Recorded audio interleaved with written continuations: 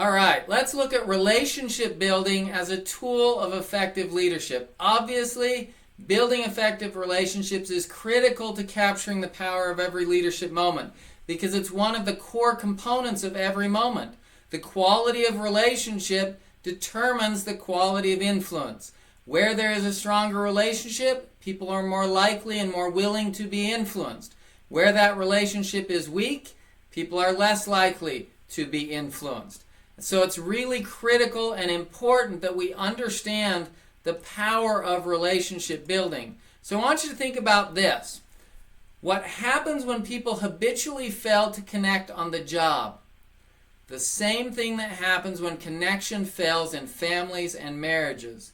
Individual workers or entire work teams may begin to feel alienated, passive, or hostile. Employees may feel cut off from vital information or from important sources of control and power. Whole departments may feel isolated or at war. That's a critical realization, right? When relationships struggle, organizations will struggle. That simply is the way it is. If you don't have good relationships with your employees, you're going to struggle to influence them. If they don't have good relationships with your customers, they're going to struggle to influence them. Relationships are absolutely central to the effectiveness of leadership. So what we want to do is start out by mapping your workplace network. So I'd encourage you to take out a sheet of paper, pause the video, draw this diagram. In the center, put your name. In each of the circles around that center, you're going to write the name of your supervisor, subordinates, coworkers, clients. You may also include family members and other individuals that you're trying to develop relationships with. But in general, we're going to focus on the workplace. So I encourage you to pause the video, take a moment, draw this diagram, and then proceed.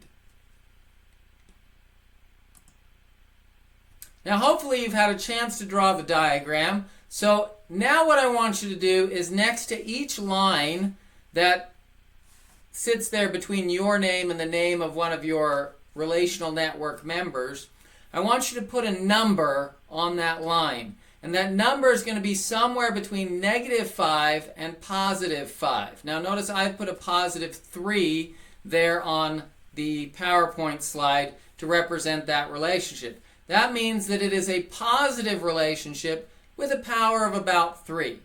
A +5 would be the strongest positive relationship you have.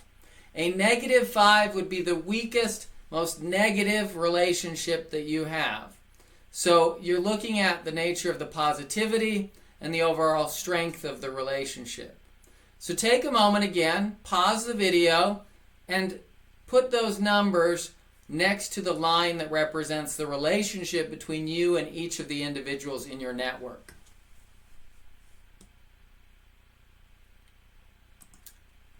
Now that you've had a chance to do that, I want you to consider the following. In the workplace, relationships tend to progress from stranger to friend, though they can stop anywhere in this process. Stranger means I don't really know you. I know you work with me, I've probably seen you, but we don't really have any interaction. Moving from stranger to acquaintance means that there's some kind of formal but often very role-based interaction that takes place between us. I may say hello to you, you say hello to me. If you ask me to do something, it's in a formal, positional kind of way. My response is in a formal, positional kind of response. And as a result, everything is really kind of a formal interaction between us in the rare times that we engage with one another. That's acquaintance.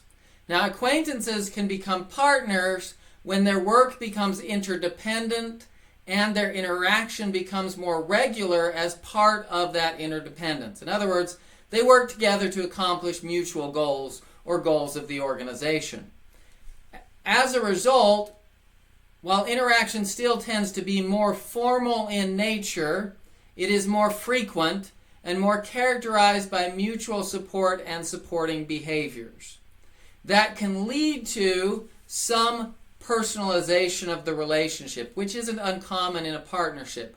And so we may occasionally talk about things outside of work, but there's no real investment in that personal relationship. As investment in that personal relationship starts to grow and we start to care about the other person's success in the organization, beyond the organization, and that personalization increases, that partnership may move to a peer relationship. Think of a peer relationship as a friend at work. Somebody with whom you interact with at work, you partner to accomplish things, you care about them and their success, but that relationship tends to stay in the workplace and still has some more formal elements to it. That would be different from someone who becomes a friend, where a lot of the formality is let go.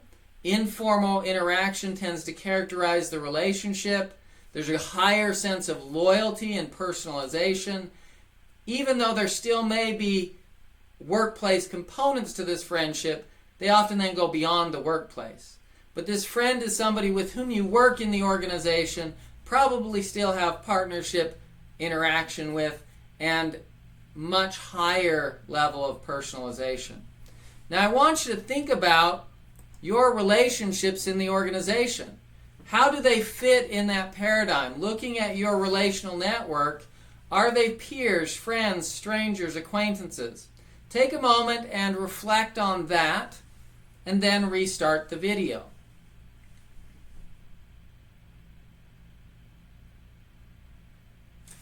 Now I want to talk a little bit about how we progress in these relationships. So the way you progress in relationships is through what Gottman calls bidding and responding. See, every time we interact with another person, we're engaging in a bid for connection. And a single expression that says, I want to connect in some way. Maybe that connection is just, I want to be polite and say hello to an acquaintance. Or maybe it is, I really want to connect to and experience connection with a friend. Either way, the bid is any interaction that you engage in to try to make that connection. Connection to get work done, connection to build friendship, connection to be polite, whatever the case may be. Bids may include questions, statements, comments. They can include thoughts, feelings, observations, opinions, invitations. But the bottom line is that anything you engage in is a bid for connection. Now, I want you to think about this. There are certain bids that are appropriate to different levels of relationship. If we are at the level of stranger, it's unlikely that I'm going to walk up to you and give you a slap on the back and say, hey, how was your weekend?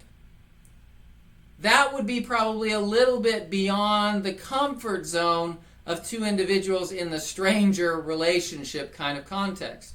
But probably not too uncomfortable for somebody in the peer relationship moving towards friendship relationship.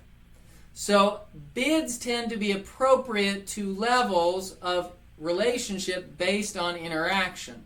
And if one wants to maintain or advance the relationship, then they simply bid at a level that is consistent with the current relationship or the relationship level that they would like to move to. Generally one level up. We don't generally try to move from stranger to friend like that. It doesn't typically work. So one level up, what's the next level bid that's appropriate? Now, when we bid, there are three possible responses according to Gottman. The person can respond to the bid by turning towards it, accepting the bid, and responding in kind. Hi, how are you doing? I'm doing great. How are you? That would be turning towards the bid. Turning away from the bid means that we ignore it. Hi, how are you doing? And I just turn and walk away. Or act like I didn't hear you. That's turning away. Turning against would be to negatively respond to the bid. Hi, how are you doing? Yeah, like you want to know. Right? That kind of response is a turn against. Interestingly, what the research tells us is the most negative of all three is the turn away. Because it doesn't acknowledge the individual's humanity, recognize them at all. It disrespects at the most fundamental level. As a leader in an organization, always avoid turning away from bids. turn towards whenever possible, turn against only when necessary, and politely. Now, I do want to point out that when we turn towards, there are three possible ways that we can turn towards. The first way is like a dog. When you greet your dog at the door, how do they respond to that greeting? My guess is with tremendous excitement. They raise the level of the bid. You bid at the level of peer, they respond at the level of friend. Because they respond by turning towards in a way that is higher and stronger, they invite you to the same place, right? Hence the reason why dogs are often good for people's kind of psychological well-being, because they bring excess positivity into the interaction and the way that they respond to bids, which people don't generally get elsewhere. So we can respond in positive, more significant ways to others' bids to try to reinforce and strengthen that relationship. Or you can respond in a neutral way, where you respond at the exact same level. Hi, how are you doing? I'm doing fine. How are you? Right? It's the same level of interaction. The third option is to respond like a cat. Now think about your cat if you have a cat. When you walk in the door, what do? Well, they probably glance over at you and give you a little nod and then ignore you, right? They don't turn away. Well, maybe some cats do. But they don't turn away in general, and they don't turn against. They do respond to the bid by turning towards, but it's at a much lower level than the level that you might expect from your dog or the level at which you gave the bid. Now, this level of responding, oftentimes in human interaction, means that someone is trying to be polite. They don't really want to fully accept the bid, but they don't want to turn away or turn against. And often that is an appropriate way of responding when you want to communicate that I am honoring and respecting that, but I'm not engaging fully at the same level, right? So that's important to understand, but it's also important to understand that responding in this way can be seen as confusing because you seem to be responding to the bid, but it's not clear. So you have to be careful about responding like a cat in interactions between leaders and followers because it can have difficult implications. If somebody's providing a bid and you're not comfortable responding to that, it's probably best to simply communicate that in a polite and appropriate way without fully turning against or away, but turning against in a way that is polite and appropriate. So keep that in mind. Think about those levels of relationships that you have and what kind of bids are appropriate at each level and what it takes to move from one level to the next. Now, key to development of relationships is the realization that as the relationship grows in its level, it generally also grows in trust. And so the types of things that cause trust to grow are generally things like listening empathically to others, effective communication, demonstrating integrity, both personal integrity, I do what I say I'm going to do, relational integrity, I respect and respond to others' values, demonstrating competence, showing that you are competent and capable, behaving consistently, respecting and appreciating others and demonstrating that appreciation, sharing emotional experiences with others, both positive and negative, but sharing in them equally, acting kindly, and then of course sacrificing for others. These are the kinds of things that help to grow trust in relationships. So again, think about those relationships that you have and the level that it's at and the level of trust that exists there. How did it get there? Which of these factors contributed to that relationship becoming more positive?